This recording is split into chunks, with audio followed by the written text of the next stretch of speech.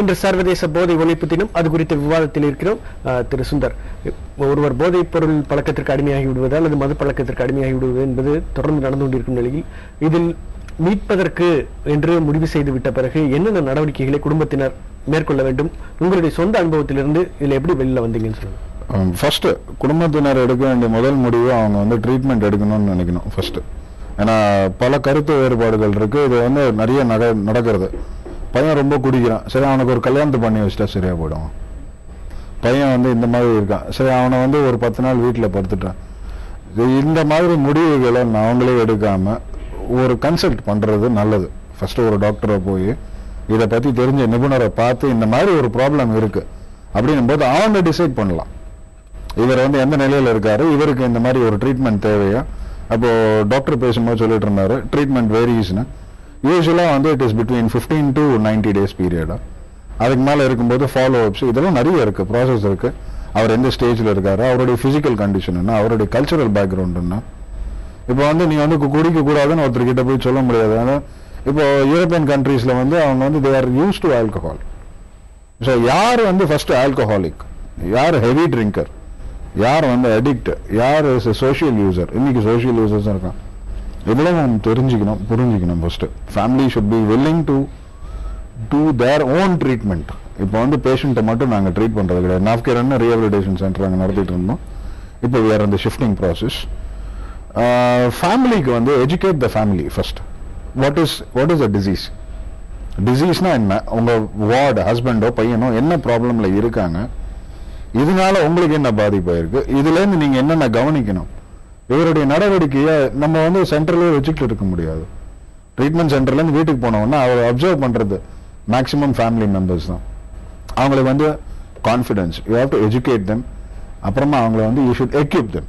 Educate மட்டும் இல்லாம equip பண்ணணும். இந்த மாதிரி சூழ்நிலை வந்தா எப்படி நடந்துக்கணும்னு அதே equal effort from the family and the patient is a must. அவர் வந்து வெளியே வரணும்னா இதுக்கு அது ஒரு ஸ்டேஜுக்கு அப்புறமா அவர் தன்னுடைய வாழ்க்கையை அவராக நடத்த ஆரம்பிக்கும் போது other outside support. Rehabilitation சென்டர்ல யாராலையும் வந்து ட்ரீட்மெண்ட் கொடுக்க முடியாது சார். அதாவது அவருக்கு ரெக்கவரி கொடுக்க முடியாது. அங்க வந்து அவரை ஃபர்ஸ்ட் நிலைப்படுத்தும். உடல்ல இருக்கிற விட்ராயல் சிம்டம்ஸை கட் டவுன் பண்ணி அவருடைய என்னென்ன டெஃபிஷியன்சிஸ் இருக்கு, ஒரு பிளட் டெஸ்ட், LFT, அவருடைய GT, இதை பண்ணி பேசிக்கா அங்க ஒரு மெடிக்கல் ஆஃபீஸர் இருப்பார், அவர் பார்ப்பார். அப்புறமா ஒரு psychiatric doctor will see if there is any necessity. Psychiatric doctor இல்லாம இவருக்கு வந்து இந்த பில்ஸ் கொடுக்க முடியாது, விட்ராயல் பில்ஸ் கொடுக்க முடியாது. Most of them are sedatives. So அது ஒரு சைக்காட்ரிக் டாக்டர் கொடுக்கணும். அதுக்கப்புறமா அவருடைய வாழ்க்கை நிலையை பார்க்கணும். அதுக்கப்புறமா அவருக்கு கவுன்சிலிங் பண்ணணும். இது வந்து தெரப்பி செஷன்ஸ் பண்ணணும். சைக்காட்ரிஸ்ட் ஒருத்தரால மட்டும் ஒருத்தரை குணம் பண்ண முடியாது, ஒரு சைக்காலஜிஸ்டால தனியா குணப்படுத்த முடியாது. இது ஒரு கூட்டு முயற்சி. இத்தனை பேர் வந்து விருப்பப்பட்டு செயல்படும் போது பேஷண்ட் விருப்பப்படுறது ரொம்ப முக்கியமான ஒரு சூழ்நிலை ஆயிடுது. தொடர்ந்து பேசலாம். திரு அன்புதுரை, அதாவது ஒரு நோயாளியை மருத்துவ மையத்திற்கு கொண்டு வந்த பிறகு அவரை குணப்படுத்த முயற்சிகள் நடக்கின்றன. ஆனால் இந்த போதைப் பொருளை பயன்படுத்த ஆரம்பிக்கும் போதே போதைப் பொருள் பயன்படுத்துவதனால் உடல் உறுப்புகள் பாதிக்கப்படுவதை தவிர வேறு விதமான பாதிப்புகள் என்ன ஏற்படுகின்றன? குறிப்பாக பார்த்தோமானால் ஊசியை பயன்படுத்துவதனால் HIV ஏற்படும் வாய்ப்பு இருக்கிறது. இம்மாதிரியான பாதிப்புகள் என்ன ஏற்படுகின்றன? போதைப் பொருளை பயன்படுத்த ஆரம்பித்ததிலிருந்து அவர் அதில் வெளியே வரும் வரை என்னென்ன உறுப்புகள் பாதிக்கப்படுகின்றன? ஒரு அச்சத்தை ஏற்படுத்தும் வகையிலான ஒரு நோயாக இந்த நோய் உலகம் முழுவதும் இன்றைக்கு இருக்கிறது. இந்த நிலையில் இந்த பாதிப்புகளை விரிவாக சொல்லுங்க டாக்டர். குறிப்பிட இந்த போதைப் பொருள் அந்த போதைப் பொருள் இல்லாம ஒட்டுமொத்தமா எல்லா பொருளாலையும் என்னென்ன பாதிப்புனா அதே அந்த 3 லெவல்ஸ்ல பார்க்கலாம். மனசால என்ன இருக்கும், உடலால என்ன இருக்கும், சுற்றுப்புறத்துல என்ன இருக்கும். பேசிக்கா உங்களோட சோசியல் ஸ்கில்ஸ் கம்மி ஆயிடும். ஏன்னா உடல் ரீதியான பாதிப்பு என்ன இருக்கும்? உடல் ரீதியா அப்படின்னா இப்ப அவங்க HIV மட்டும் இல்ல, லிவர் டிசீஸ் வரலாம், லிவர் ஃபெயிலியர் வரலாம், ஹெப்படைட்டிஸ் வரலாம். ஸோ அதனால உங்களோட உணவு ஜீரணம் அதெல்லாம் பிரச்சனை ஆகும். இதெல்லாம் கெமிக்கல்ஸ் இல்லையா, ஸோ எலக்ட்ரோலைட்ஸ் இதெல்லாம் இம்பேலன்ஸ் ஆகும். இந்த மாதிரி ஊசி போடுறதுனால அந்த இடத்துல காயம் கட்டி வரலாம். வேற சிறிய ஜுரங்கள்லாம் வரலாம். ஏன்னா இந்த மாதிரி இது பண்றதுனால அஃப்கோர்ஸ் ஸ்மோக்கிங்ல உங்களுக்கு தெரியும், வாயில புண்ணு, அப்புறம் புற்றுநோய், இந்த இதெல்லாம் நுரையீரல் புற்றுநோய் இந்த மாதிரி வரலாம். கண் பார்வை இதுவாகலாம், பாதிப்பாகலாம், எஸ்பெஷலி இந்த கலப்படமான ஒரு இதெல்லாம் எடுக்கும் போது. ஸோ ஏன்னா அவங்க அதுல என்னென்னவோ கலந்துருப்பாங்க எக்ஸ்ட்ரா கிக் கொடுக்கறதுக்காக. ஸோ அப்போ அந்த மாதிரி பாதிப்புகள் ஆகலாம். ஓவர்டோஸ் பிரச்சனைங்க வரலாம். மனசாலையும் அவங்க வந்து ஒரு டிப்ரெஷனாலேயும் இதனால குடிக்க வர்றது ஒரு பக்கம், இந்த அடிக்கடி பண்றதுனால அவங்களோட செல்ஃப் எஸ்டீம், தன்னம்பிக்கை குறைஞ்சிடுது. ஸோ தற்கொலை முயற்சி இதெல்லாம் அதிகம் இருக்கும். தெரிஞ்சோ தெரியாமலோ அவங்க வந்து ஒரு சிறிய வயசுலயே உயிர் இழக்கிற ஒரு இது வருது. அதாவது அவங்க முயற்சி எடுத்தோ இல்லை மற்றபடிக்கு ஆக்சிடென்டலாவோ நடக்குது. ட்ரங்க் அண்ட் டிரைவிங்கோ இல்லை இந்த மாதிரி ஒரு ஆக்சிடென்ட்ஸ் எல்லாம் ஆகுது இல்லையா. அது ட்ரிங்க்ஸ் மட்டும் இல்ல மற்ற விஷயத்திலும் இருக்கு. அந்த ஒரு ரிஸ்க் டேக்கிங் இருக்கும், அந்த ஸ்பீட் அவர் சொன்ன மாதிரி அந்த அப்பர் டவுனர் அந்த மாதிரி இதெல்லாம். ஸோ இதுல வந்து அவங்களோட ஹோல் ஒரு பெர்செப்ஷனே மாறுது. ஸோ நீங்க நடந்துக்கிற வகை சில டைம்ல உங்களுக்கு ஒரு வித்தியாசமான அனுபவங்கள்லாம் இருக்கலாம், இல்லாத ஒரு மாய காட்சி தெரியலாம், எதுக்கோ இதெல்லாம் சம்பந்தம் ஆகலாம். இப்போ ஒரு வாசனைக்கு ஒரு சத்தம் கேட்கலாம், சத்தத்துக்கு ஒரு கலர் தெரியலாம், இந்த மாதிரி எல்லாம் விஷயம் நடக்கலாம். இல்ல மாய பிம்பங்கள் தெரியலாம், ஒரு சந்தேகம் அதிகமா வரலாம், கோபம் அதிகமா வரலாம். ஸோ இது வந்து ஏராளம். இது வந்து சொல்லப்போனா சுருக்கமா சொன்னா எல்லா வித நோய்களுக்கும் இது ஒரு கேட்வே. மனநோய், உடல் நோய் எல்லாத்துக்கும் இது ஒரு சமூக பாதிப்புக்கும் இது ஒரு பேசலாம்.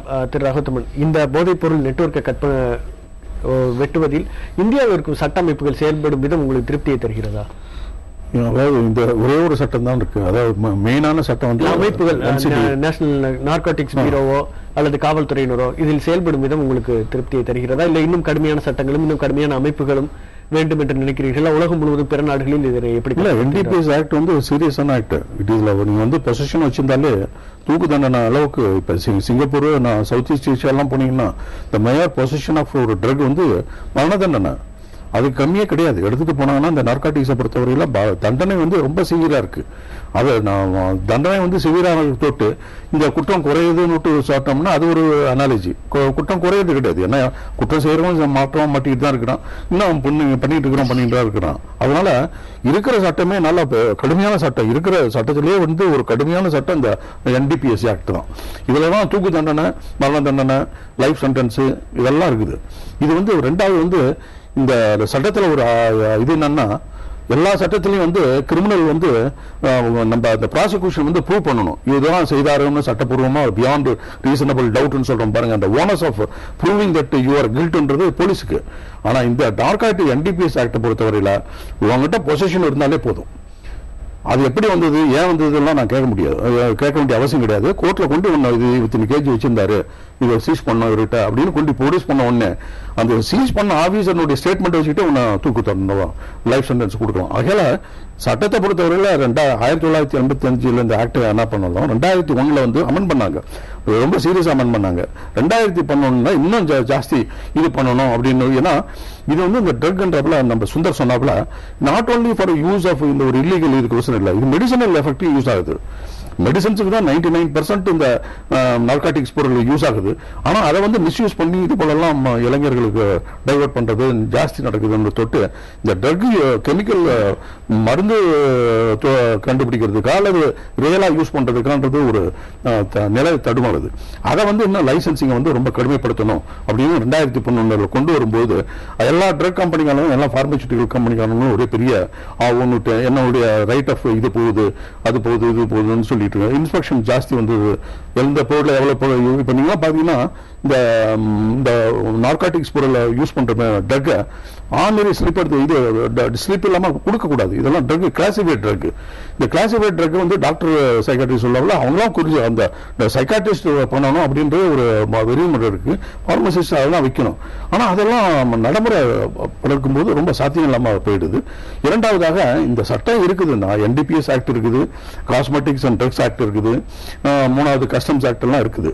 இதெல்லாம் இது பண்றதுக்கு எந்த சட்டம் இருந்தாலும் என்ன பொறுத்தவரையில ஒரு குடும்பமாகப்பட்டது, ஒரு குடும்பமாகப்பட்டது, அவன் ஒரு குழந்தைய வளர்க்கணும்னா அவன் குற்றம் செய்யாத ஒரு சர்க்கம்ஸ்டன்சஸ்ல ஒரு சூழ்நிலையில் அவன் வளர்க்கப்பட்டால் ஒழிய அவன் திருத்த முடியாது. இவர் சுந்தர் வந்து ஒரு நல்ல எக்ஸாம்பிள். இந்த ஊடகத்துல என்ன பொறுத்தவரையில நீங்க ஒரு அஃபெக்டட் பர்சனை கொண்டாந்து போட்டிருக்கீங்க.